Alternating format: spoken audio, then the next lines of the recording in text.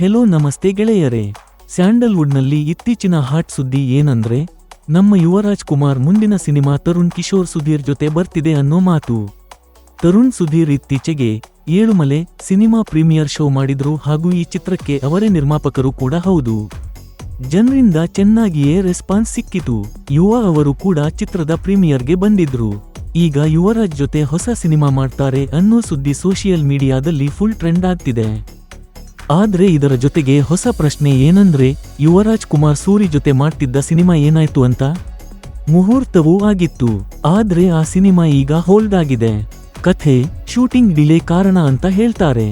Official ಆಗಿ cancel ಆಗಿಲ್ಲ, but ಈಗಾಗಲೇ ಪ್ರಾಜೆಕ್ಟ್ ನಿಂತಿದೆ ಅನ್ನೋ ಮಾತು ಕೇಳಿ ಬರ್ತಿದೆ.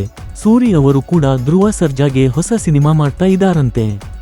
ಹೀಗಾಗಿ ಅಭಿಮಾನಿಗಳ ಎಕ್ಸೈಟ್ಮೆಂಟ್ ಈಗ ಡೈರೆಕ್ಟ್ ತರುಣ್ ಸುಧೀರ್ ಯುವರಾಜ್ ಕಾಂಬಿನೇಷನ್ ಕಡೆಗೆ ಶಿಫ್ಟ್ ಆಗಿದೆ. ಈ ಜೋಡಿ ಖಂಡಿತ ದೊಡ್ಡ ಹೈಪ್ ಕ್ರಿಯೇಟ್ ಮಾಡ್ತಾರೆ ಅನ್ನೋದ್ರಲ್ಲಿ ಡೌಟೇ ಇಲ್ಲ. ಹಾಗಾದ್ರೆ ನಿಮ್ಮ ಅಭಿಪ್ರಾಯವನ್ನು ಕಾಮೆಂಟ್ಸ್ನಲ್ಲಿ ಹೇಳಿ. ವಿಡಿಯೋ ಇಷ್ಟ ಆಯಿತೆ ಅಂದ್ರೆ ಲೈಕ್ ಮಾಡಿ, ಶೇರ್ ಮಾಡಿ, ಚಾನೆಲ್ಗೆ ಸಬ್ಸ್ಕ್ರೈಬ್ ಮಾಡೋದನ್ನ ಮರೆಬೇಡಿ. ಮತ್ತೆ ಮುಂದಿನ ಅಪ್ಡೇಟ್ನಲ್ಲಿ ಸಿಗೋಣ. ಧನ್ಯವಾದಗಳು.